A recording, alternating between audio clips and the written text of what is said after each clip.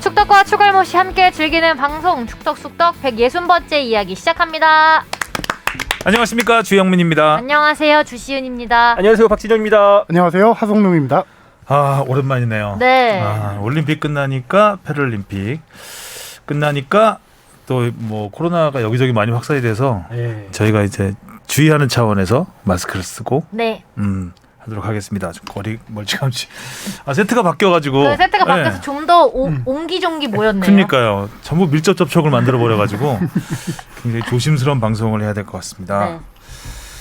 아, 그동안에 뭐 축구 경기는 계속됐고, 네. 뭐 울산도 코로나 확진자가 많이 나와서 네, 뭐 서울도 떴다고 네. 기사가. 지금 실내 종목들은 거의 뭐 초토화가 됐잖아요. 네. 뭐 모든 팀들에서 뭐 집단 감염이 일어나고 있는데 네. 축구도 예외는 아니고 상황이 됐습니다. 네. 아무래도 지금 정점에 이르렀다고 그러니까요. 보니까요. 딱 찍고 내려갔으면 네. 좋겠어요. 체감상으로 느껴지는 것 같아요. 예전에는 뭔가 주변 사람들이 안 걸렸던 것 같은데 그렇게 크게. 바로 옆에 있는 사람이 걸리고 이러니까 네. 바로 옆에 있는. 제가 낯설어요. 이번 주에 취재를 하려고 전화를 하는데 전화해서 홍보팀장 전화했더니 지금 제가 코로나로 격리 중입니다. 다른 종목 단체에 또 전화했더니 코로나로 격리 중입니다. 다 그러더라고요. 전화는 할 수 있잖아요. 그렇죠. 전화하고 있는데 아, 격리 중인 사람들 하고 했다고? 격리 중이더라고요. 다들 걸려 확진돼가지고. 그러니까 요즘에는 뭐 너무 많이 걸려서 네. 오늘 40만 명이 넘었더라고요. 네. 아. 모두들 조심하세요. 자, 조심하면서 시작을 하겠습니다. 댓글부터 갈까요? 토끼 52님이요. 한 달 만에 돌아온 축덕숙덕 기다렸어요. 베이징 올림픽 처음부터 끝까지 스브스로 함께했어요. 고생하셨어요. 베이징 개회식 영상 토크도 웃기면서 너무 추워 보이던데 안 티폈다. 올림픽 주하나 개회식 빼고 리포트 다 합쳐도 5분 40초. 와, 세주시다니. 너무 짧게 나와서 아쉽. 비머에서 선수단 입국 실시간으로 보다가 선수단 나오기 전에 들어오는 주하나 박승희 해설위원, 이호정 해설위원도 봤어요. 타방송사 아닌데? 우리 건데? 골 때리는 주바페 박승희 해설위원 화이팅! 축구 일도 모르지만 그래도 일주일에 골대녀 뚠뚠님 나오는 K리그 축덕숙덕만 해도 4시간. 오늘도 축덕숙덕 잘 보고 가요. 라고 하셨습니다. 도쿄랜다. 베이징에 2주 이상 갔죠, 출장은? 네, 한 3주 있었던 것 같아요. 딱 3주 있었죠. 네. 야, 3주 동안 5분 40초. 40초였어? 개폐식도 얼굴 조금밖에 안 나왔는데? 그렇죠. 목소리는 많이 나왔죠. 네, 근데. 목소리만 나오고. 그리고 쇼트트랙에서 리포팅 네, 좀 하셨고. 리포팅하고.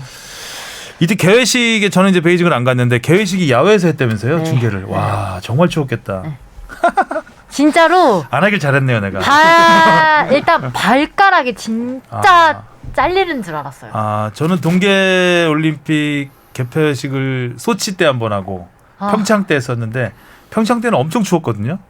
엄청 추웠는데 다 실내에서 했어요. 네, 근데 보통 실내 이제 스카이박스 같은 데서 네. 하는데 근데 우리는 아니었고 야외였고 뚜껑 열려 있었고 그때 뭐 체감 온도가 영하 머리 10도 뚜껑도 밑으로 열릴 것 내려가고 이랬는데 와. 진짜 추웠어요, 진짜. 그러면 입이 얼어서 말도 잘 안 나왔을 텐데. 그 다들 이제 그 뭐 중간 중간에 뭐 연설 있고 영상 나갈 때는 다 마이크 끄고 콧물 들이마시나 바쁘고 왜냐면 콧물이 나니까. 그래서 온갖 뭐 다 했는데 춥긴 춥더라고. 고생하셨습니다. 5분 40초 하느라고. 개식은 길었으니까. 개회식 길긴 했지. 네, 다른 건 다 실내여서 안 추웠습니다. 알겠습니다. 다음이요. 네가 가라 내가 갈까님. 이번 주 분량 기다리다 이제 댓글 남기네요. 출제자의 의도는 어느 한쪽을 정해서 의견드린 건 아니고 기존 대비 뉘앙스가 바뀐 걸 정확히 몰라서 문의드렸습니다. 이정찬 기자님 상세한 답변 매번 감사합니다. 네, 아선영 기자님 분발하시고요. 네. FC 서울 2022님 울산전 오심 수준 미달되는 거 커버하라고 해준 VAR 봐도 똑같네. 근데 숭이 잔디는 어떻게 생각하시나요? 연맹은 잔디 규정도 없나요? 프로축구 경기장 잔디라고 하면 아무도 못 믿을 것 같은데. 잔디 전문가 모셨습니다. 예. 또 잔디 질문은 그냥 넘길 수가 없더라고요. 이제 애착이 생긴 잔디 거예요. 얘기 물어봐. 운명적인 만남이랄까. 그래서 울산전 오심 관련된 거는 어차피 뒤에 경기 리뷰할 때 자세히 또 설명을 드릴 거고요. 잔디 규정을 정확히 있진 않아요. 솔직히 말해서 그냥 매뉴얼의 권고사항으로 우리 골프장에서 골프공이 그린 스피드라고 하잖아요. 골프공이 굴러가는 속도 이런 거를 뭐 2m, 3m 이렇게 표시하는데 그런 식으로 어느 정도 굴러가야 스피드가 나와야 된다라는 그런 권고사항 정도 있는데 잔디가 얼마큼 좋아야 된다 이런 규정 자체는 없어요. 규정 자체는 없고 지금 계속 인천 문제가 거론되고 있는 것 중에 하나가 기성용 선수가 그때 2라운드였나 네. 인천 별로 월드컵 가서 한번 잔디를 발로 걷어찬 잔디 폭행 사건이 있었는데 그 인천 같은 경우 제가 지난해에도 한 2번 정도 소개를 해드렸었는데 인천 잔디가 계속 문제가 많이 돼서 당시에 그 인공 생육하는 조명을 하고 있다라고 제가 설명을 드렸었거든요. 네네. 그거를 1년 동안 썼는데 효과 입증이 안 됐대요. 그래서 지난해 말에 그래서 그거를 반납을 했고 올해 같은 경우는 원래 이제 구단 자체에서 좀 잔디 관리를 했었는데 도저히 안 되겠다 싶어서 전문 업체에다 오래 맡겼대요. 그래서 그 업체에 이제 맡긴 효과가 나타나려면 좀 시간이 걸릴 테고 인천구장 같은 경우는 약간 구조적인 문제가 있는데 그게 뭐냐면은 경기장 자체에 통풍이 잘 안 돼요. 통풍이 잘 안 되고 일조량이 부족해요. 특히 본부석 기준으로 그 인천구단 같은 경우는 홈 서포터스석이 오른쪽이에요. 본부석 기준으로. 다른 구장은 보통 왼쪽인데 그쪽 골대 앞에 쪽에가 거의 햇빛이 이제 비치지 않아서 그쪽 앞에 잔디가 많이 상태가 안 좋고 곳곳에 일조량이 햇빛이 잘 안 비치는 구역들이 다 그런데 이거를 우리나라 기후 그러니까 우리나라 기후와 상당히 많이 연관이 있죠. 앞에도 많이 지난해에도 워낙 많이 설명드렸었는데 우리나라 K리그 경기장에 깔리는 잔디는 다 한지형 잔디라고 해서 켄터키 블루라고 해요. 그래서 고온다습한 기온에 엄청 약하고 추위에 생각나네. 추위에 약해요. 그래서 영하 5도 이하로 내려가게 될 경우 땅이 얼어가지고 잔디가 뿌리를 제대로 내리지 못하는 상황이에요. 잔디도 힘들 거예요. 그리고 여름에 이제 고온다습한 경우 비 많이 오고 더울 경우 약간 이런 표현하기 그렇지만 잔디가 녹아내린다라는 약간 그런 개념이에요. 그래서 이 생육 환경이 제일 적정한 온도가 15도에서 25도 사이가 가장 적정한 온도인데 그런 그 시기가 유지되는 기간이 우리나라가 짧잖아요. 여름과 겨울 빼면은 그런 문제가 지나가는 온도 아닌가? 15도, 20도는 보통 하루 사이에 막. 그렇죠. 그런데 문제는 시즌 초반에 올해 더 불거지는 이유는 월드컵 때문에 일찍 개막을 했어요. 2월 달에 당시 개막할 때 엄청난 강추위가 있었던 시기고 당시 뿌리 내리지 못한 상황에서 경기가 개막하다 보니까 잔디가 계속 상태가 떠 있는 상태에서 선수들이 이제 잔디가 발에 걸리고 스커드에 걸리고 하면서 좀 잔디 문제가 많이 얘기가 나왔던 거고. 근데 지금 이거는 K리그 어느 경기장이나 거의 다 마찬가지예요. 일찍 시작을 했기 때문에 그 당시에 잔디가 안 좋은 거는 어쩔 수 없어. 근데 이제 그거를 사후 관리를 어떻게 해주냐에 따라서 관리를 제대로 못하면 1년 내내 그 잔디 상태가 그렇게 되는 거예요. 지금 근데 보수 작업을 해주고 잔디를 잘 눌러주고 관리를 해줘야 이게 조금 15도에서 25도 사이가 될 때 잔디 상태가 좀 더 좋아질 수 있다. 그래서 이거는 우리나라가 2002년도에 월드컵 앞두고 한참 경기장들을 많이 지었는데 뭐 당연히 숭이 경기장은 좀 나중에 지어졌지만 당시의 구조적인 문제들이 미관을 중시하다 보니까 통풍, 일조량 이런 걸 많이 고려 못한 설계가 됐던 거예요. 경기장들이. 월드컵 경기장도? 그렇죠. 서울 월드컵 경기장도 잔디 문제 엄청 심각했잖아요. 심각하죠. 그런 어떤 미관을 좀 중시하는 켄터키 설계. 그라스 그 품종의 문제는 아니에요? 품종의 문제는 근데 우리나라 옛날에 한국형 잔디를 썼었죠. 한국형 잔디는 문제는 겨울에 완전 노래져요. 그래서 거의 다 켄터키 블루 양잔디라고 하는데 그걸 쓰고 있는데 외국도 그 잔디 품종을 쓴 건가요? 그렇죠. 그쪽 많이 쓰죠. 중동은 중동 또 관리 문제인 거구나 있고. 그러면 우리나라. 네, 그렇다. 근데 이제 외국 같은 경우는 있고. 우리나라의 사계절 이렇게 변화가 심한 기후 조건에 조금 적응하기 힘든 잔디이긴 한 거죠. 그거를 이제 보완하기 위해서 꾸준히 노력하고 있는데 지금 좀 기대되는 것 중에 하나가 서울 월드컵 경기장이 지난해 10월 정도부터 경기장 문 닫고 저기 잠실에서 홈 경기 치르고 했잖아요. 서울이 이번 주에 드디어 첫 홈 경기를 치릅니다. 잔디를 싹 간 거죠. 하이브리드 잔디를 바꾼 거죠. 하이브리드. 좀 엄청 기대하고 있습니다. 기대가 되네. 정답은 하이브리드인 것 같아요. 네. 그래서 제가 그것도 좀 추가로 잔디 전문이니까 제가 또 자세히 좀 해왔는데 서울 월드컵 경기장 같은 경우는 분량이 너무 많은데 오늘. 잔디 분량. 잔디 특집이에요. 풍성하네요. 1, 2분 안에 끝내고 가겠습니다. 네. 한마디로 하이브리드 잔디는 인조 잔디에다가 천연 잔디를 섞어 쓰는 거잖아요. 그래서 서울 월드컵 경기장 같은 경우 1m 곱하기 10m짜리 매트가 있어요. 인조 잔디 매트. 거기에 천연 잔디를 심어. 그래가지고 같이 인조 잔디가 천연 잔디의 뿌리를 보호해주는 역할을 하는 거예요. 아. 그래서 그 매트를 까는 거예요. 음. 매트를 깔아서 그거를 아래 이제 안착시키고 그렇게 해서 만약에 잔디 훼손이 일어났다. 잔디가 푹 패이 그럼 너무 그 훼손이 판을 심하다. 갈아야 되겠네. 그 매트를 가면 되겠네. 되는 거예요. 아. 그래서 이게 보수가 좀 더 쉬운 거기도 하고 그동안에 서울 월드컵 경기장에서 이거를 위해서 지난 한 3년 동안 연구를 했대요. 어떤 천연 잔디와 인조 잔디의 섞어야? 조합이 가장 좋은지. 효과적인지 3년 동안 월드컵 경기장 주변에다가 심어가지고 그걸 모니터링해서 최상의 조합을 찾아가지고 그거를 2년 동안 성장을 시켜서 그거를 이제 식재를 하는 거죠. 야, 장인 정신이 와, 있었네요. 진짜 이거 그렇죠. 손 많이 대프로젝트가 가네요, 진짜. 오래 걸린 거네요. 네. 그래서 인공 채광기, 뭐 통풍 장비 이런 그것들을 다 동원해서 지금 서울 월드컵 경기장 저도 잔디 아직 오지 못했는데 이번 주말에 이란전이 서울 그렇죠. 맞아, 네, 맞아. 그렇죠. 지금 하이브리드 잔디는 국내 최초인가요? 지금 거기가? K리그 경기장 국내 최초고 예전에 어. 파주에서 한번 연습장을 그렇게 한번 한 적이 아, 있었는데 거기는 문제가 많았던 게 병충해라고 해야 되나? 네. 그런 건 문제도 있었고 약간 성공적이진 못했어요. 네. 기대해 보면 준비를 오래 한 만큼 좋은 그러니까요. 결과가 있으면 좋겠네요. 그렇으면 네. 좋겠네요. 또 우리나라 K리그 경기장 문제는 경기장 그 관리하는 업체에서도 수익을 내야 되니까 경기 없을 때 콘서트, 아. 종교 집회, 지자체 행사 이런 거 열리면서 잔디가 많이 밟히고 또 밟히고 하면 외국도 힘들어지거든요. 그런 건 좀 하지 않나요? 경기장에서? 그렇죠. 뭐 웸블리에서 공연 많이 하고 그렇죠. 그러니까. 네. 거기서 근데 뭐가 문제죠 우리나라? 구조적인 문제. 기후, 기후. 기후를 바꿔야 됩니다. 네. 알겠습니다. 서울을 기대해 보죠. 역시 잔디의 강자 하성룡 기자였고요. 자 질문 받아보겠습니다. 무엇이든 물어보세요. Why Always Me 님이 안녕하세요. 축덕수덕 제작진 및 진행자 여러분, 샤위 청취자 중 한 명입니다. 저번 한국 최종 예선 때 보니 큰 정우영 선수가 최종 예선 경고 누적 최종 3회로 경기 출장을 못하는 걸 보고 궁금증이 생겼습니다. 최종 예선 경고 누적 결장 징계는 경고 몇 장을 기준으로 하나요? 제가 알기로는 2차 예선 2장, 3차 최종 예선 3장, 그리고 한 경기 다이렉트 퇴장이나 경고 누적 퇴장이어야 적용된다고 들었습니다. 그래서 혹시 이번 이란 UA전 지금 기준 명단에서 김영권 선수만 옐로우 트러블 대상인가요? 그리고 혹시 마지막 UA전에 김영권 선수나 옐로우 트러블 해당된 선수가 경고를 받거나 퇴장을 당하면 월드컵 본선으로도 징계가 이어지나요? 마지막 문의사항은 이란이나 UAE 선수들 중 경고 누적 징계 상황에 놓인 선수들을 혹시 알 수 있을까요? 항상 좋은 방송 감사합니다. 좋은 질문이네요. 네. 2차 예선 같은 경우는 경고 2장일 경우, 경고 2장이 쌓이게 될 경우 한 경기를 결정하게 됩니다. 그래서 2차 예선 때 김민재 선수가 당시 그죠. 못 나왔었죠, 못 한번. 나온 적이 있었고 정우영 선수 같은 경우는 지금 여기 3장이라고 적어주셨는데 최종 예선 역시 마찬가지입니다. 2장입니다.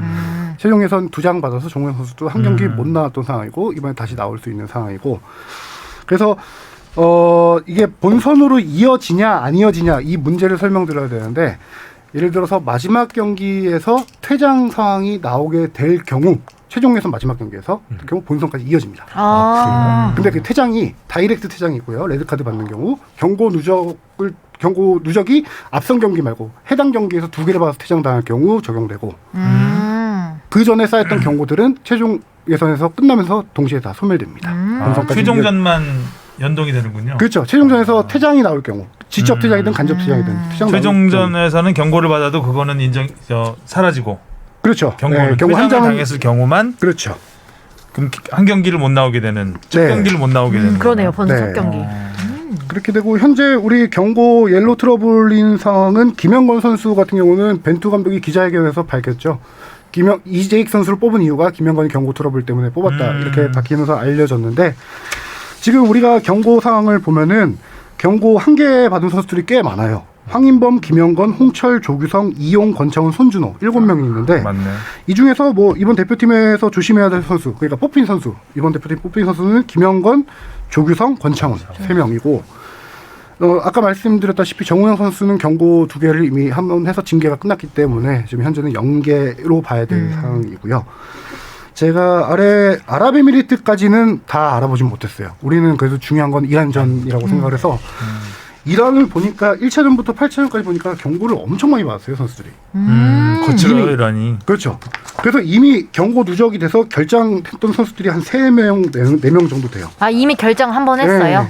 자한 바크시 같은 경우는 경고 3장을 받아서 이미 2장 쌓여서 한 번 6차전에 결장을 했고 지금 경고 1장 있는 장 있는 상태. 남아 있는데. 네.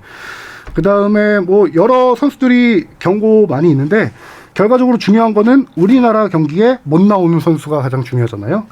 우리나라 경기에 못 나오는 선수가 2명 있습니다. 오른쪽 풀백인 모라함이라는 선수가 경고 2장에 쌓여서 못 나오고요. 이 선수보다 더 핵심적인 역할을 하는 에자톨라이라는 중앙 미드필더 핵심 역할을 하는 선수가 있는데 이 선수 역시 결장 예정입니다. 그 기사에서 본 것 같아요. 못 나온다고. 네. 네. 끝입니까? 네. 네. 자, 그러면 이슈로 넘어가 보겠습니다. 자연스럽게 A매치 최종 예선 마지막 2경기 남기고 대표팀 벤투 감독이 대표팀을 네. 발표를 했습니다. 제목을 볼까요? 또 본선 진출 조기 확정의 힘 깜짝 발탁만 4명. 뭐 그냥 팩트네요. 절제했죠, 절제. 네, 절제를 또 이런 데서 하네요. 절제라. 아까 점심 먹으면서 제가 좀 이렇게 글을 쓸 때 절제를 좀 해야 된다. 너무 오버해서 과장된 표현은 정말 써야 될 때만 쓰자. 뭐 이런 네. 얘기를 했었는데 제목에다가 네, 적용해. 제목에다 절제를 해버렸네요. 좋아요. 과장의 반대말이 절제는 아닙니다. 자, 깜짝 발탁이 진짜 많았어요. 그렇죠. 4명. 4명.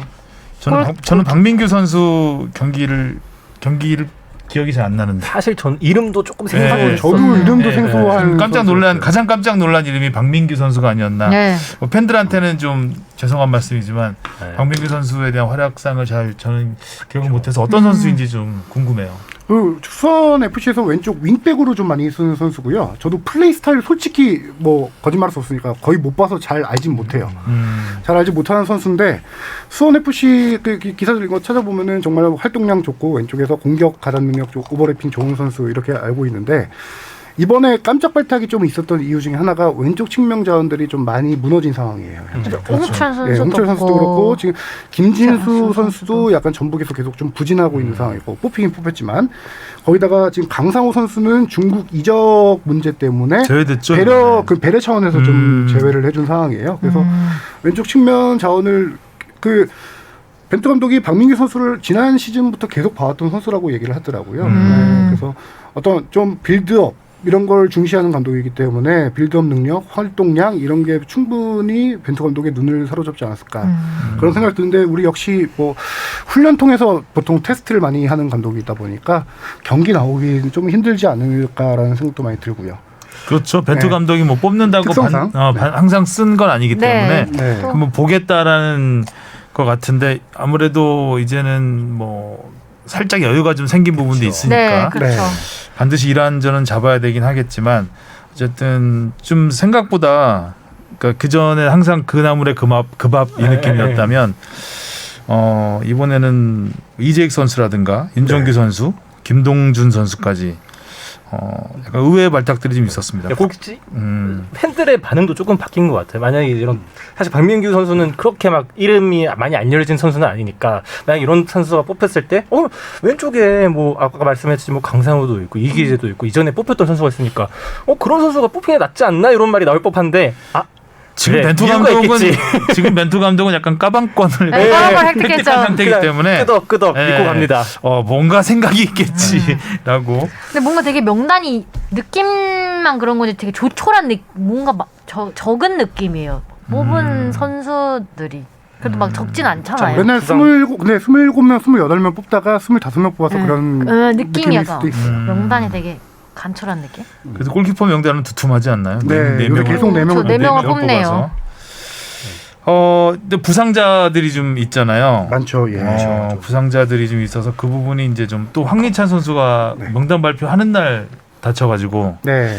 출전이 뭐 부상 상태는 좀 나온 게 있어요. 부상 상태 현재까지 공식적으로 나온 상황은 없는데 협회에다 확인을 보니까 햄스트링은 아닌 것 같고 그 당시에 이제 약간 엉덩이 쪽, 허벅지 위쪽 그쪽에 채였는데 그쪽 찰과상 정도 되나요? 타박상. 근데 타박상. 이제 그쪽에 약간 예민한 이유가 예전에 우리 다 기억하잖아요. 손흥민 선수와 맞대결할 때 엉덩이 깠던 아직 거기? 약간 내려서 보여줬던 부위 그 부분. 그 부분을 올 시즌 이제 3번째 다친 거예요. 골을 보여줬죠. 골을 한 번. 상대가 그 장면을 본 거지. 저희가 약점이다. 네. 아킬레스건이 골이다. 골 때렸네요. 아, 그래서 골 때리는 그녀들 요즘 잘 보고 있습니다. 감사합니다. 그때 골 때렸던 장면보다는 조금 아래 부상 부위 같긴 한데 음. 현재로서는 현지 언론 현지 기자가 몇 주 걸릴 수도 있다라고 했는데 협회에서 파악하기로는 그래도 명단 소집될 때까지는 괜찮다. 회복이 가능할 것 같다라고 구단과 계속 선수가 그러게 소통을 하고 부상 있다라고 장면만 봤을 때는 네. 그렇게 큰 부상 같진 않았는데 생각보다 통증을 심하게 호소해서 그러니까 네. 원래 이 뼈를 다친 게 아닌가라는 그게 뼈가 꼭 이렇게 맞아서 다치는 것만은 아니기 때문에 뭔가 좀 삐끗한 게 아닌가라는 생각을 했었는데 근데 계속 좀 지켜보고 있다라고 해요. 이제 부상 당한 직후 그다음에 두 번 정도 통화했을 때까지는 일단은 좀 괜찮을 것 같다라는 얘기까지는 들었는데 환골 탈퇴하시기 바랍니다. 원래 아프던 환골 데라서 탈퇴를 그런 해야 거구나. 되겠군요. 그렇죠. 이번에 가장 큰 공백은 역시 황인범 황인범 선수의 벤투호의 공백이죠. 황태자. 그렇죠. 발가락 골절. 이게 전지훈련 도중에 이제 훈련하다가 다친 건데 황인범 선수가 최종 예선에 모두 다 뛰었을 거예요. 거의 그렇죠. 벤투호의 네. 황태자였고. 그리고 황인범이 점점점 그 활약 범위가 맞아. 늘어나면서 맞아요. 벤투호가 살아난 그런 그 흐름이었는데 전술의 핵심이었죠. 네. 네, 지금 좀 그래서 황인범 선수의 롤을 약간 두 가지 정도로 보면은 아래에서 좀 공을 길게 뿌려주는 역할이 있었고 공격형 미드필더로 서서 창조적인 패스, 전진 패스 찔러주는 역할을 할 수 있는데 최근에는 거의 앞에 서는 역할을 많이 하잖아요. 그래서 그 역할을 이제 누가 좀 대체를 해줄 수 있느냐가 이번 이란전 아랍에미리트전의 가장 관전 포인트가 될 것 같은데 명단으로 놓고 보면은 조금 3선 위치에서 쓴다면 백승호 선수가 그 역할을 해줄 수 있고요. 뭐 정우영 거기 고정은 정우영 선수가 쓰니까 백승호 선수가 좀 더 앞에 설 가능성도 있고 아니면은 1월달 우리 전지훈련 때 아주 좋은 활약을 펼쳐줬던 김진규 선수. 부산의 김진규. 그렇죠. 김진규 선수가 그 역할을 해주지 않을까 지금 그렇게 기대되고 있습니다. 이런 거 보면 진짜 벤투 감독님이 다 큰 그림을 그렸던 건지 그런 전지훈련도 다 뭔가 이유가 있었던 것 같고 지금 다 좋아 보이죠. 조각이 다 맞춰져 또 네. 들어가는 듯한 느낌이 들어요. 이상하게. 이번에도 좀 좋은 결과 있었으면 좋겠다. 이동경 선수도 안 좋고 홍철 이용 선수는 항상 부상을 좀 고질적으로 갖고 있는 선수잖아요. 이용 선수가 좀 요새 네. 최근 들어서 부상이 많죠. 자주 다치는 아직 갈비뼈 지금 미세골절이 있어서 못 나오고 있는 상황이고요. 그다음에 이란전 관전 포인트를 한 가지만 제가 더 찍어드리고 싶어요. 재밌는 사연을 가진 선수가 있죠. 김영권 선수. 혹시 이란전 뭐 기억나는 게 좀 있으신가요? 뭐 일단 뭐 있었죠? 저는 기억나는 건 제가 직관 갔었던 네. 그 팬들이 조금 시끄러웠던 거, 홈 관중이 시끄러워서 소통하기 어려웠다. 그렇죠. 그때 제가 멈춰껏 응원을 했는데 맞아요. 미안하더라고요. 이러면서 일단 뭐 다 이렇게 오해에서 발산된 얘기긴 맞네요. 했었는데 김영호 선수가 그랬죠 그때. 예, 그렇죠.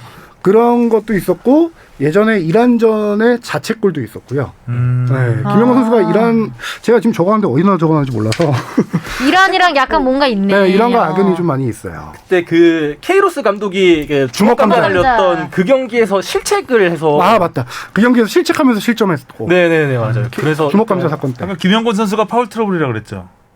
아니요. 아니, 옐로 하나 있는 거죠. 옐로 하나가 파울 트러블은 아니고. 이란전에서 경고 하나 더 받으면 아랍에미리트전에 아랍에미리트 올라가는 거죠. 가라멘티 어. 그러니까 그 다음 경기 못 뛰는 거죠. 네. 어찌 됐든 그래서 김영권 선수가 그 당시에 그게 팬들이 너무 많아서 그 당시 6만 몇천 명이 들어왔거든요. 서울 만석이었죠. 월드컵 경기장이었고 네. 0대0 비겼었을 거예요. 그죠? 네네네. 그때 선수들과 팬들의 함성 때문에 소통이 잘 안 됐다라는 그 발언 이후에 다시 지금 이번 서울 월드컵 경기장에서 이란전이고 6만 명이 도전합니다. 다시. 그렇죠. 이번에 100% 관중 네. 들어올 거잖아요. 예. 그때 좀 김영권 선수가 비판을 받았는데 그런 말 할 수 있지 않나 저는 그냥 그렇게 생각을 했었는데 좀 과하게 네. 그게 좀 침소봉대 되면서 너무 크게 좀 퍼졌던 것 같아요. 네. 선수로서 그럴 수도 있지 않을까 싶은데. 근데 그 당시 발언 이후로 실력으로 모든 걸 또 이제 가정권이 비정권이 됐죠. 그때 월드컵 월드컵에서 치르면서. 까방권을 획득했던. 그렇죠. 이번에 가시나요? 아 가야죠. 무조건 가야죠. 좋겠다. 진짜 얼마 만에 서울에서 열리는 또 하이브리드 전대에서 펼쳐지는 경기입니까? 나도 가고 싶다. 예. 지난번 경기에서 잘했잖아요 원정에서. 네. 그래서 저는 되게 긍정적으로 낙관적이라기까지 하긴 좀 그렇지만 되게 전망을 좀 밝게 보고 있는데 어때요?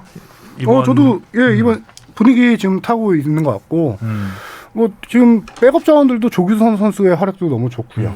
네, 지금 이란 잡으면 우리가 피파 랭킹 좀 올라가잖아요. 올라가겠죠. 이란을 잡으면. 이란 잡으면 그렇죠. 이란 우리보다 아랍에미리트를 다 앞선 팀이기 잡으면 때문에. 그러면 조추첨에서 우리한테 좀 이득이 좀 있을 수도 있는 거죠. 그렇죠. 네. 아. 뭐 3포트 얘기가 뭐 3포트로 싹 올라오긴 들어가면 하는데. 또 유럽에서 지금 그 플레이오프가 미뤄지고 있어서 네. 우크라이나 침공 때문에 네. 그 미뤄진 경기로 인해 경기를 통해서 티켓을 따는 팀 유럽 팀 한 팀이 4포트로 간다는 얘기가 있던데 아, 예, 결정이 됐나요, 그거는? 결정은 아직 안 됐어요. 이게 4월 1일 날 조추첨이 있는데 원래 그 당시에 이제 거의 웬만하면 32개국이 다 결정된 상황에서 하는데 지금 대륙간 플레이오프 치르지 처음이죠. 않았고 이게 팀이 정해지지 않은 그렇죠. 상태에서 조추첨한 경우는 처음이죠. 코로나이기 때문에. 거기다가 3월 24일 날 우크라이나의 플레이오프 경기가 있어요. 상대팀이 스코틀랜드인가 그러는데 그 경기가 지금 6월 달로 미뤄졌어요. 그리고 거기서 이긴 팀이 상대 있던 저기 웨일스, 오스트리아 승리하는 팀하고 붙어야 돼요. 그래서 이 4개 그냥 2경기, 경기로는 2경기, 4개 팀이 아직 6월 달에 경기 열리기 때문에 그 팀 포트가 이러면 그런 여덟 팀 같으니까. 네. 이렇게 하든지. 비주얼 중요하니까. 그 4팀 중에 우리보다 FIFA 랭킹이 높은 팀이 2팀이 있어요. 우크라이나도 높고 웨일스도 높을 거예요. 그래서 만약에 그 2팀 중에 하나가 그 유럽 그 자리를 가져가게 된다면은 우리보다 높은 포트의 자리를 차지하게 될 건데 그걸 공석으로 두기 때문에 그 자리가 이제 4포트로 가지 않을까. 그럼 우리에게는 윗자리로 갈 수 있는 하나의 티오가 더 생기지 않을까. 이런 희망이 있는 거죠. 그래서 이란전이 중요하다는 얘기겠죠. 네. 더더욱. 또 현재, 오랜만에 하니까 홈과 그렇죠. 홈이고 그 기운 사실 뭐 조 1위 일 하는 것도 물론 중요하지만 네. 어떻게 보면은 그 조추첨에서의 그런 어드밴티지를 조금이라도 얻으려면 그리고 또 뭐 얻으려면 이란은 워낙 못 이긴 지가 꽤 돼서 약간 자존심의 문제까지도 가는 것 같아요. 진짜 한번 넘어와야 될 산이지 않나. 2005년에 이기고 못 이겼네요. 서울 월드컵 경기장에서 네, 안방에서 2대 0으로. 아, 조원이 이때 엉덩이 슛인 거예요. 엉덩이 슛. 이때가? 아. A매치 데뷔전 쓰리 쿠션. 데뷔골이었을 거예요. 엉덩이 슛. 알겠습니다. 또 황의조 선수도 근데 요즘 좀 침묵이 길어지는 것 같고 그렇죠. 살짝 그런 부분은 우려가 되는 상황입니다. 네. 자, 다음 이슈는 K리그. 제목 볼까요? 다음 중 더 놀라운 것은 우승권의 인천, 강등권의 전북. 재밌네요, 이거는. 뭐라고 생각하세요? 네. 박빙이다. 둘 다 놀랍다. 네. 박빙이죠 이거. 그러네요. 엑기스를 잘 뽑아주셨네. 일단 울산이 아주 잘 나가고 있습니다. 와 정신이 없. 울산이 사실 뭐 핵심 선수들이 줄줄이 해외 진출하면서 올해 쉽지 않겠다 했는데 의외로 아주 초반부터 잘 나가고 있고 또 지난 서울 아주 큰 경기 잡았습니다. 선제골 허용하고 조용욱 선수 골 진짜 멋있었는데 그죠? 그렇죠. 정용 선수 골 참 멋있었는데. 저는 조용 선수가 워낙 슈팅이 좋은 선수 볼터치가 퍼스트 터닝 터치가 동작이 안느턴에 이어서 그렇죠. 슈팅 몬스터 아니었나요? 몬스턴 하나 나올 것 같은 아주 기가 막히게 돌아서 잘 넣었는데 결국은 페널티킥으로 승부가 갈렸죠. 그렇죠. 네. 이거에 대해서 좀 논란이 좀 논란이 있죠. 있죠. 앞서 댓글에서도 뭐 오심 얘기가 있었는데 참 애매했죠. 그렇죠. 애매했나요? 딱 봐도 명쾌하게 그냥 반칙이 아닌 게 드러나는 것 같은데. 이상했죠. 이게 어떤 판단으로 기준 내리냐에 따라 다른 것 같은데 저도 그 처음에 봤을 때는 둘 다 어떤 선수에게도 볼 소유가 되지 않은 상황에서 공이 흘러간 상황에서 둘이 몸싸움을 하는 과정에서 넘어진 거예요. 그렇죠. 그 슬로우 모션으로 보면은 윤종규 선수의 왼쪽 무릎이 뒤에서 서령우 선수의 오른쪽 무릎을 가격한 킥킹한 동작이 있어요. 그래서 실제 기록지에도 그걸로 인한 파울로 지어졌다고 나왔거든요. 저도 그 장면만 집중해서 봤을 때는 접촉이 있었다, 킥킹이 있었다라고 판단해서 저도 페널티킥이 맞다라고 생각을 했어요. 그런데 이게 어제 기준 15일 날짜가 이제 어제 녹음 기준으로 어제인데 15일 날 대한축구협회 심판평가소위원회에서 이 판정을 오심이라고 뒤집어 버렸죠. 그 심판 판정에서 본 거는 둘의 무릎 간의 접촉이 있기 전에 서령우 선수가 먼저 팔로 밀었다는 거예요. 네, 팔로. 윤종규 선수를. 그 전 동작을 본 거죠. 그렇죠. 그렇기 때문에 이거는 오심이었고 그래서 원래대로 하면 페널티킥이 아닌 서울의 프리킥이 주어졌어야 될 상황이다. 오히려 서울이 반칙을 당한 그렇죠. 장면이었는데. 그렇죠. 네, 결과적으로는 그런데 현장에서 그거를 이제 현장 리플레이를 보고 주심이 또 꽤 오래 보셨다고. PK를 선언한 부분은 좀 살짝 애매한 부분이 있어요. 그 부분에 좀 애매하다보다는 아쉬웠다고 해야 되겠죠. 그렇죠. 보통 이제 뭔가를 판정, 특히 이제 오심 작가 어떤 심판을 내릴 때는 확실하지 않으면은 그냥 네. 정도대로 하는 게 맞거든요. 네. 근데 좀 일단 페널티킥이라는 거는 뭔가 확실했을 때 선언을 했어야 되는 판정인데 확신이 있었을까 이걸 보고라는 생각은 좀 들었습니다. 그리고 또 타이밍이 딱 후반 거의 막판 끝나기 직전에 너무 네. 너무 중요한 타이밍이었고 서울 입장에서는 어쨌든 승점 1점 날린 결과가 됐고 울산은 뭐 행운의 승리를 챙긴 결과가 됐습니다. 물론 울산에도 잘했죠. 네, 울산 네, 엄원상 선수가 첫 골이죠. 엄원상이 울산에서. 울산에서 아주 바코의 그냥 아주 그렇죠. 패스가 아주 기가 막혔습니다. 이날 뭐 그 선수들의 활약도 그렇지만 홍명보 감독의 약간 전술적인 변화 측면도 상당히 주목해 볼 만한데 아까 말했다시피 조영욱 선수의 그 환상적인 터닝 동작을 막다가 김기희 선수가 부상을 당합니다. 아. 그 장면에서 약간 근육 쪽이었는지 부상을 당했거든요. 그게 전반 5분 만에 교체 아웃이 돼요. 그 상황에서 3백으로 바꾸는데 3백 조합이 김영건, 박용우, 신영민 3백 처음 쓰는 조합이었거든요. 그 조합으로 약간 전반을 약간 버텨낸 다음에 후반에 이청용과 박구 선수를 투입하면서 경기 흐름을 확 바꿔버린 케이스거든요. 엄원상 선수의 첫 골이 바로 이 교체 카드 이청용 선수가 올려준 크로스를 박호가 헤딩으로 그냥. 떨궈주고 엄원상이 달려들면서 헤더로 만들어낸 장면. 약간 적재적소에 약간 이런 위기 상황을 전반에 전술로서 커버한 다음에 후반에 교체 카드로 바꾼 홍명보 감독의 전술이 통한 경기 아니었나 그렇게 생각이 들더라고요. 아무튼 울산은 잘 나가고 있고 서울은 잘 나가다가 잠깐 좀 불운의 네. 땅을 쳐야 했던 경기였습니다. 그래도 울산은 네. 상승세를 계속 이어갔습니다.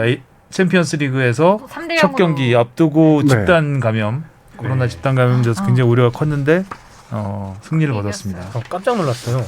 저 2호 코치님이 플레인 코치님인 줄 알고 명단에 떠 있길래 이 2호가 우리가 아는 그 2호인가? 15명이었나요 어제 엔트리가? 왜 독일 월드컵 뛰셨던 분이 왜 여기 계시지라는 생각이 들더라고요.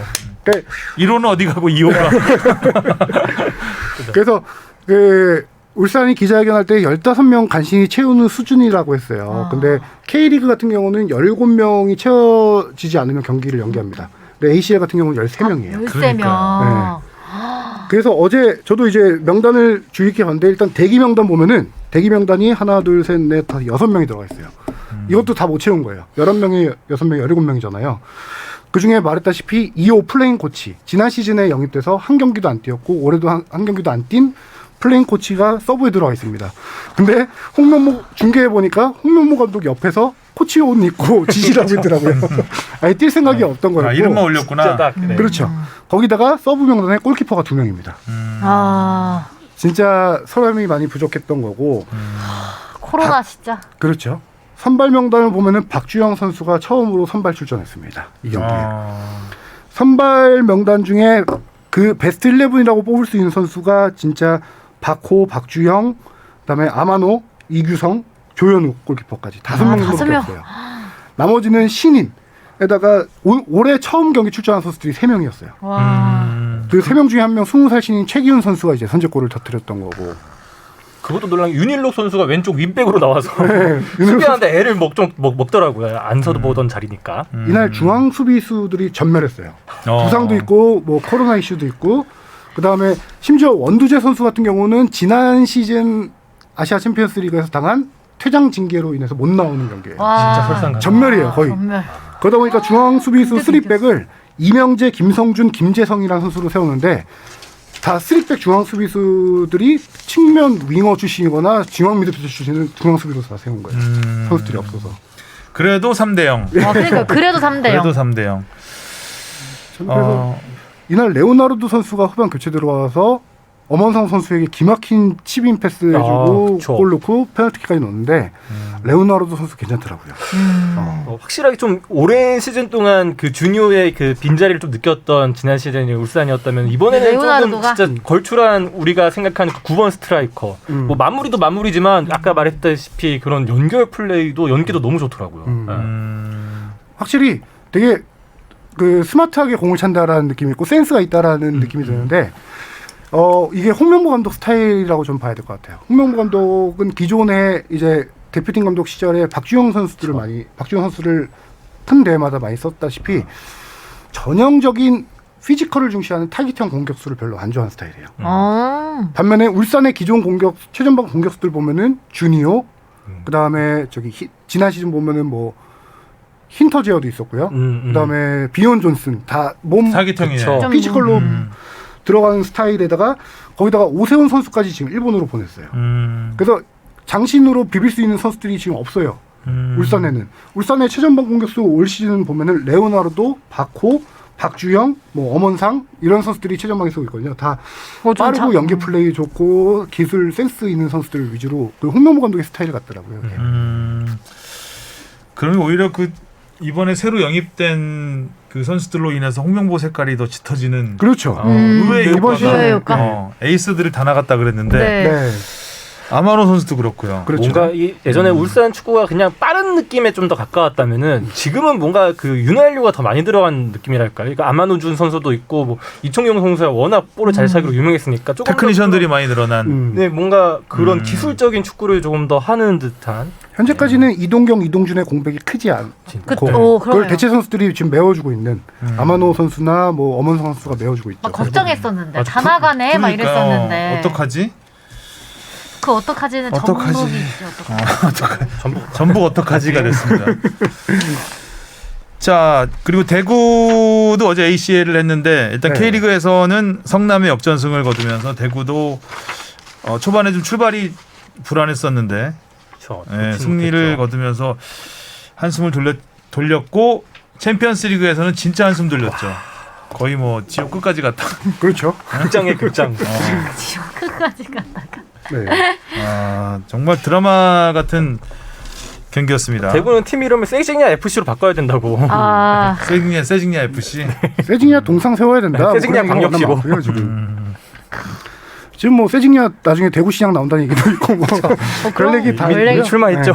대선 나오겠네요. 이 두 경기를 묶어서 설명을 드리면은 저는 이제 에드가 선수 역할을 좀 보고 싶은데 세징야 얘기 많이 했지만 세징야 워낙 유명한 선수고 한데 대구 성남전에서 성남의 선제골을 일찌감치 먹히고 대구가 3골을 넣어서 역전을 했어요.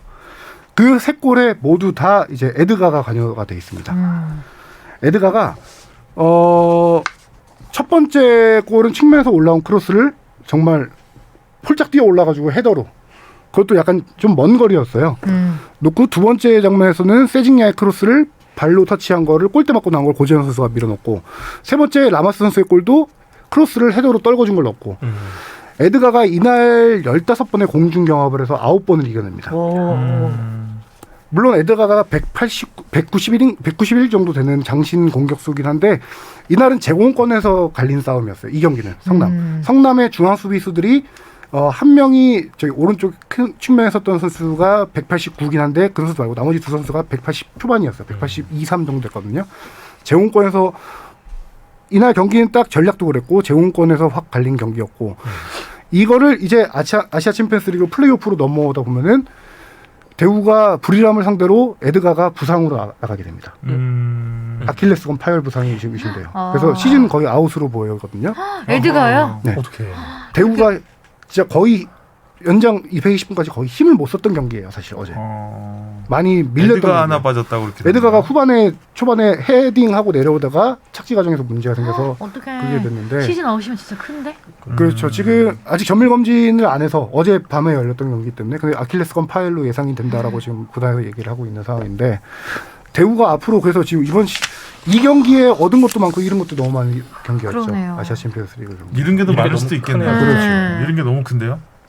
가뜩이나 지금 K리그에서도 지금 거의 뭐 박 터지는 경쟁이 펼쳐지고 있는데 네. 에드가의 공백은 그래서 어제 챔피언스리그 경기 극적인 승리를 거두고 나서 세징야 선수가 에드가 유니폼을 두고 계속 세리머니를 했었죠. 부재가 너무 길면 안 될 텐데 걱정이. 아킬레스건 파열이면 네. 거의 뭐 시즌 아웃. 최소 6개월. 거의 시즌 아웃이라고 봐야죠. 진짜 시즌 아웃이네. 다른 팀 얘기긴 하지만 강원의 디노 선수도 아킬레스건 부상 그렇죠. 때문에 사실상 시즌 아웃이 염려되고 있어서 네. 외국인 공격수 스트라이커의 그 시즌 초반에 아웃이 좀 두 팀한테는 좀 뼈 아프게 다가오고 개막을 너무 일찍한 후유증일까요? 약간 장기 때문인가요? 약간 그런 건 있어요. 개막이 이를수록 동계 훈련 줄잖아요. 동계 훈련 줄고 줄죠. 그게 가장 축구인들한테 들어오면 영향을 가장 많이 받는 게 공격수라고 해요. 가장 예민해요. 어떤 몸 로테이션, 몸 시즌 시작하는 시기가 앞당겨질수록 몸이 덜 만들어진다라는 것보다는 루틴이 깨지면서 공격수들의 그 흐름이 깨진다고 해요. 그래서 다른 포지션보다 공격수들이 제일 예민하다고 하더라고요. 애들가 힘내세요. 그러게요. 대구는 아무튼 뭐 이겼지만 네. 챔피언스리그에서 이겼지만 앞으로 고민거리가 좀 클 것 같습니다. 타이밍이 좀 아쉽네요. 한참 라마스 선수도 올라오면서 그 대구의 그렇죠. 브라질 3인방이 딱 네. 떠오르고 있었을 타이밍이었는데 근데 어제 경기에서 세징야 선수의 동점골은 정말 기가 막혔죠. 아마 세징야. 소름이 네. 0대 0으로 맞선 후반 15분 연장 후반 15분 추가 시간에 1대0으로 뒤지다가는 거 아닌가요? 그렇죠. 1대0으로 골키퍼의 실수로 한 골을 그게 연장 후반 15분 지난 뒤였어요. 추가 시간에 먹은 거였거든요. 추가 시간에 먹고 나서 그걸 세징야가 마지막 공격에서 그냥 중거리 슛 딱 공 하나 들어갈 공간에 때려서 가마차기로 나오는 거죠. 태국 부리람은 뭐 자주 보는 팀인데 네. 아무튼 대구의 가마 감독이 지난 시즌까지 있던 팀이에요. 그래요? 예. 대구랑 본선 가마. 이제 어떻게 전북을 좀 이야기해봐야 될 시간이네요. 전북이 제주가 전북을 2대 0으로 이겼습니다. 네. 전북이 지금 11위죠? 네, 11위. 1위 와. 강등권이야. 그 이번에는 심지어 그 세 팀, 그러니까 뭐 그게 그쵸, 더 세 팀까지. 룰이 있어져가지고 떨어질 확률이 더 높아지지 않았나요? K리그 1은?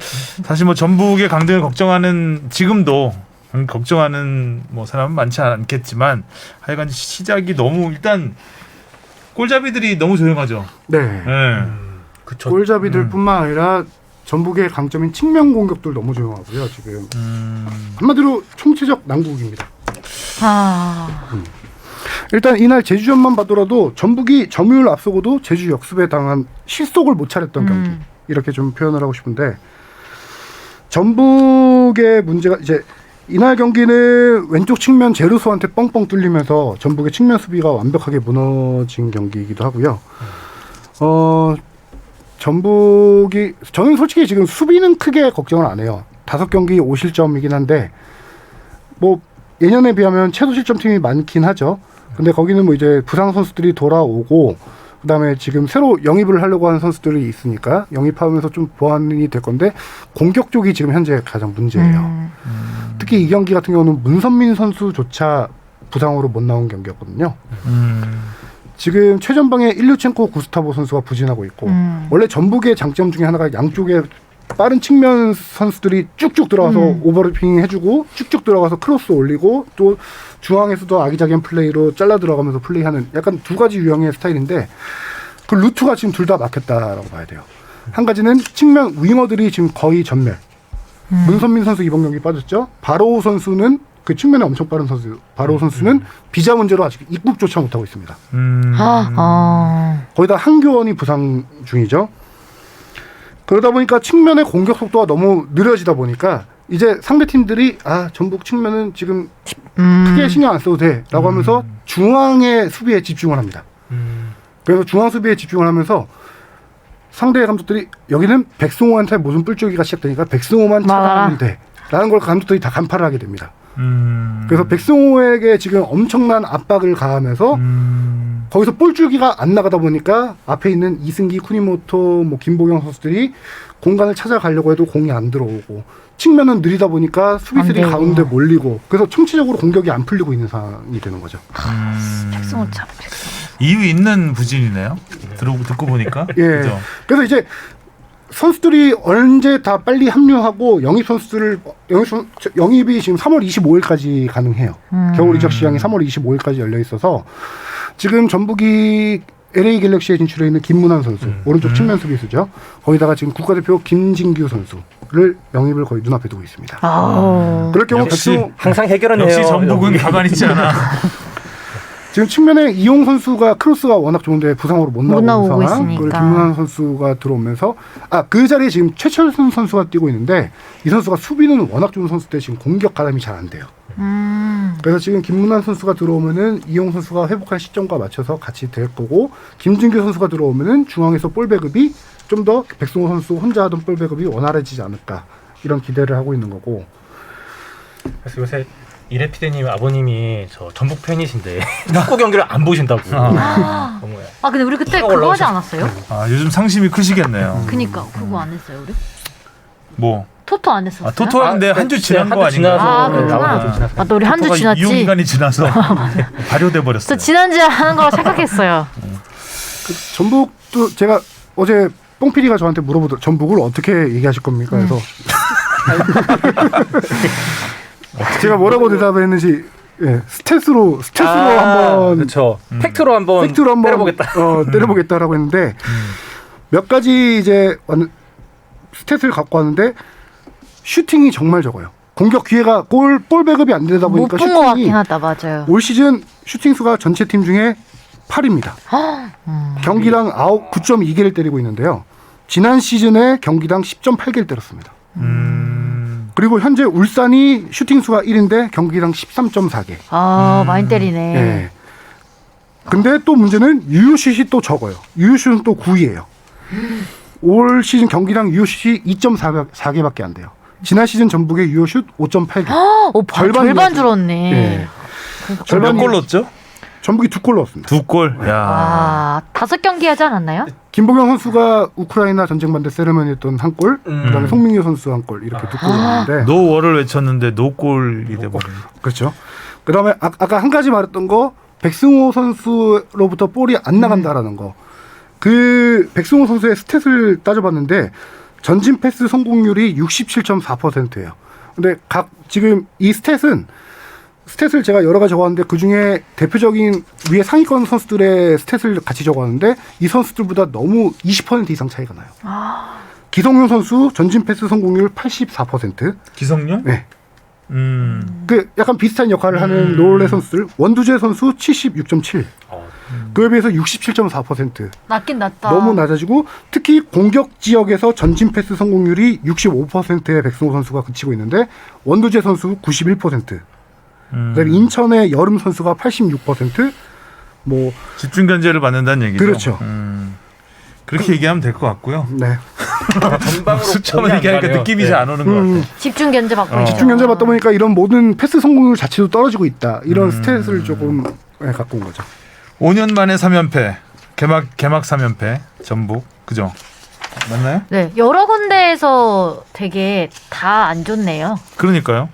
중앙도- 좋은 얘기 없습니까? 중앙도 안 희망적인 좋고. 얘기는 좀 전에 영임 얘기했죠. 네, 영희. 측면도 안 좋고. 전북 앞도 안 입장에선 좋고. 좀 발빠르게 움직여야 될 필요성이 있겠습니다. 지금 너무 벌어졌어요. 울산하고 승점이 9점 차입니다. 벌써. 네. 저 우승을 경쟁할 팀이 9점 차면 되게 크네요. 그렇죠. 나중에 따라가기가 이거 뒤집히면 이거 지금 또 그거대로 또 그래도 드라마지 또. 지금 상황이라면은 쉽지 않아 보이네요. 않습니다. 9점이면. 지금 사실 울산이 선두는 달리고 있지만 절대 강자도 절대 약자도 없는 약간 그런 분위기이기 때문에 네. 뭐 인천이 우승권에 있다고 아까 말씀드렸는데 진짜 K리그가 전반적으로 다 약간 상향 평준화되는 것 같아요. 저희 상향 평준화인지 하향인지 모르겠지만 평준화는 됐어요. 상향이라고 하죠. 좋게. 네.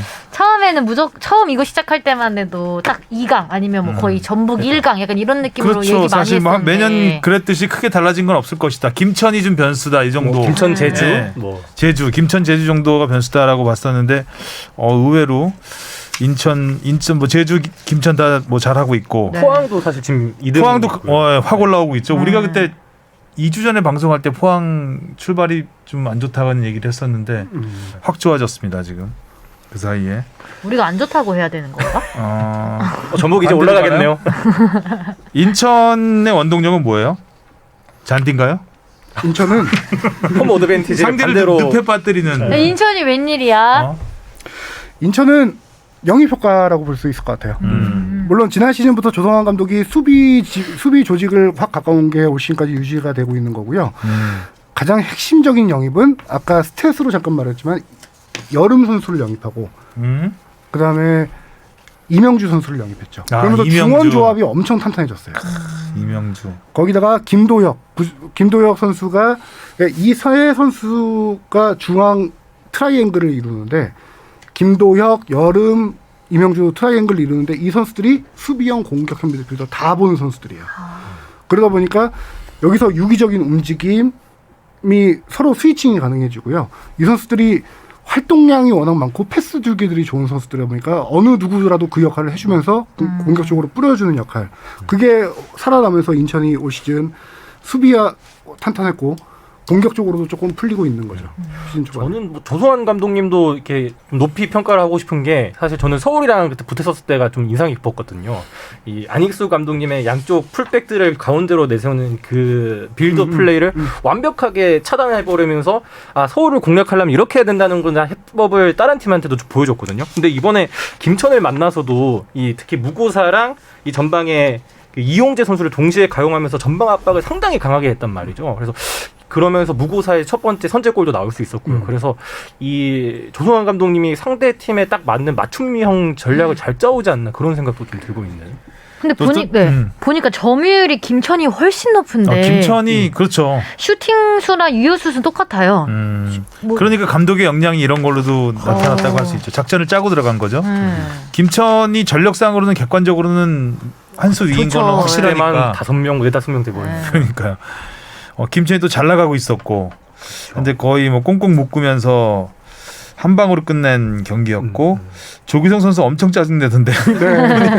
슈팅을 많이 때리긴 했는데 아, 슛 정말 잘 때리더라고요. 네. 요즘 그러니까 조규성 선수는 벤투 감독이 거의 뭐 만들었다고 봐야 되겠죠. 네. 확실히 네, 국가대표 큰 무대에서 뛰게 그렇죠. 하면서 좀 확 확 올라온 느낌이 있었는데 꽁꽁 묶이면서 굉장히 짜증을 많이 내는 끈적끈적한 팀이 됐네요. 인천. 인천이 아주 큰 고기를 잡았습니다. 김천. 김천 감독의 말이 딱 와닿더라고요. 여기 뽕피드도 적었는데 그러니까요. 그 막판 잔류 경쟁을 펼칠 때 경기력이 벌써 나오기 시작했다. 아, 제철이 아닌데 인천은 이렇게 지금 아마 아직 때가 아닌데 이런 제철이 좀 시기를 잘못하고 있다. 잔류할 때 힘이 지금 나오지라고 생각하는.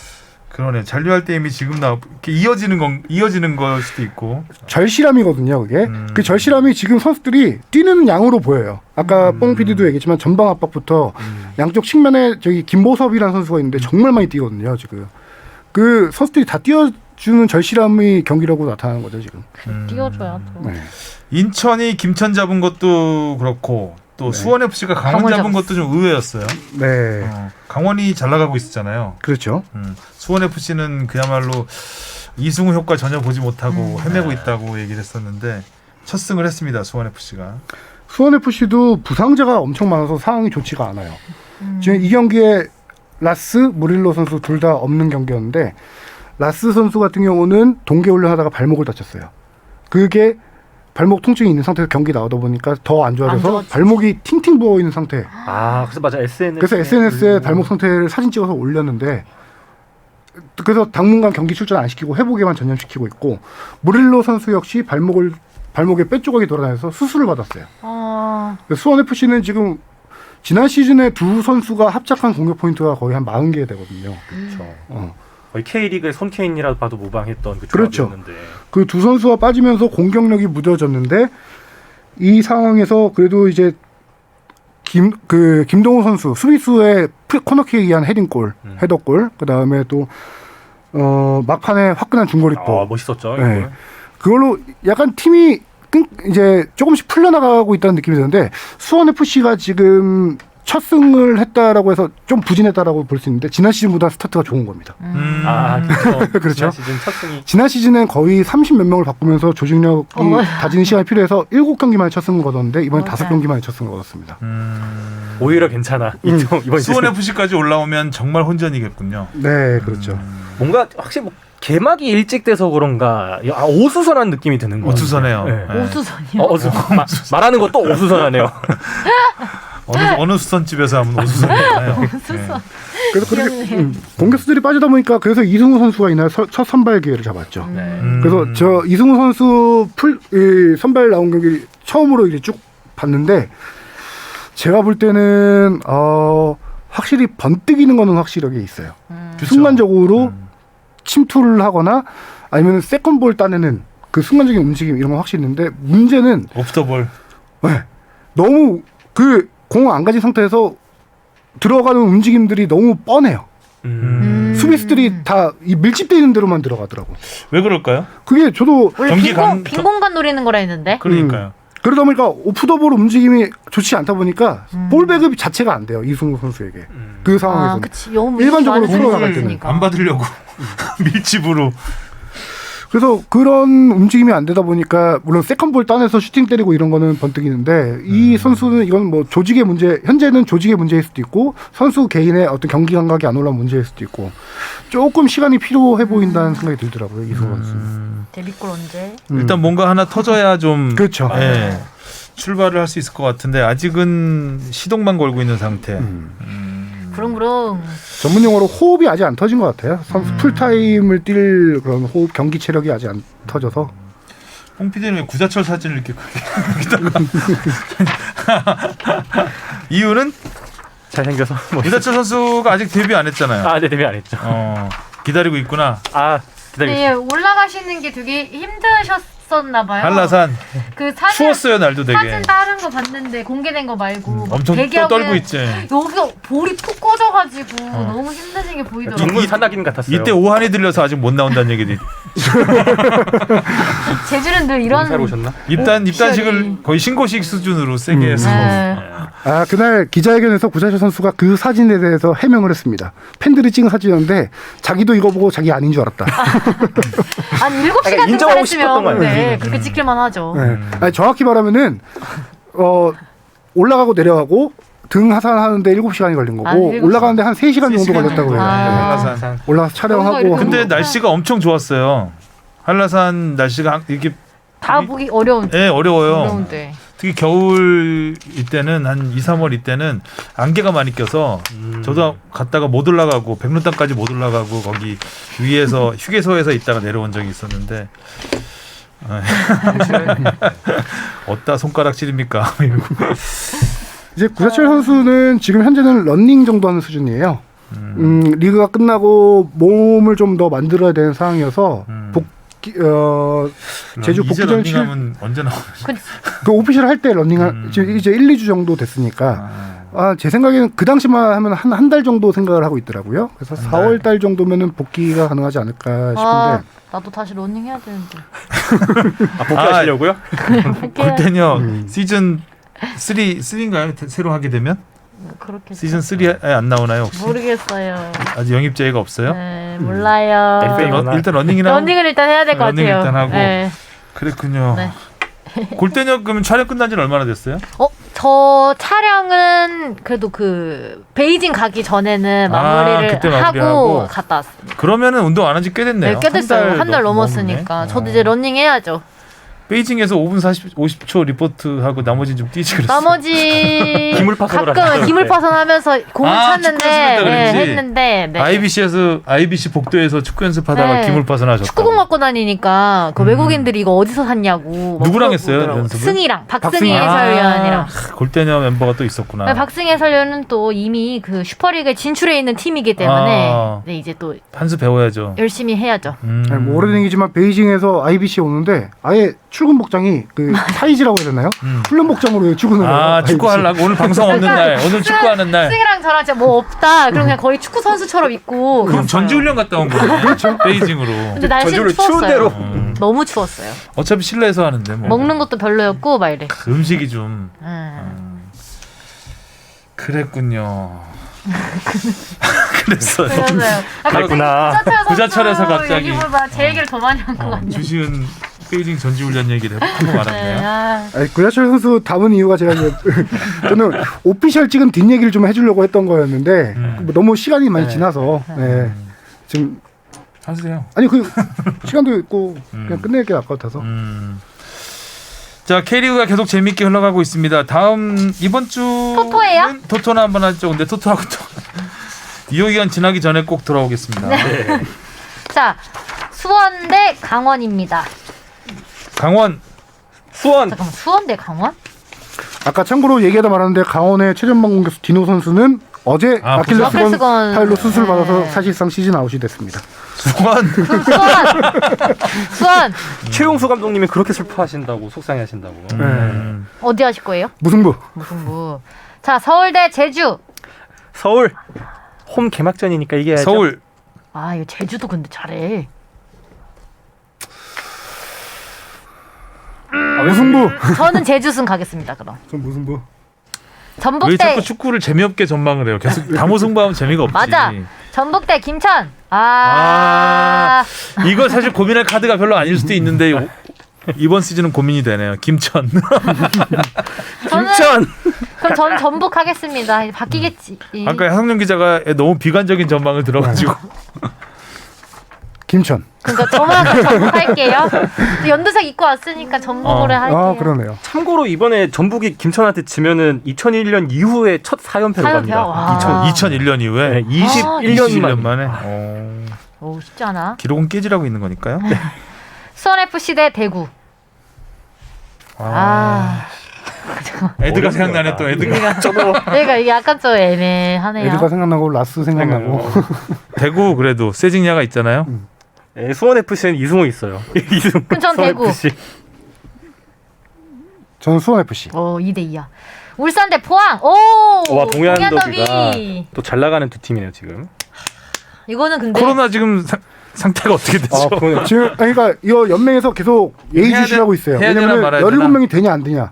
그거를 지금 계속 업데이트하고 17명은 있는데 안 될 수도 있겠다. 근데 연맹에서 보고 있는 거는 경기 전에 선수들이 격리 해지가 될 거라고 지금 날짜를 체크하고 있어요. 그럼 울산 대 포항. 울산 전 포항.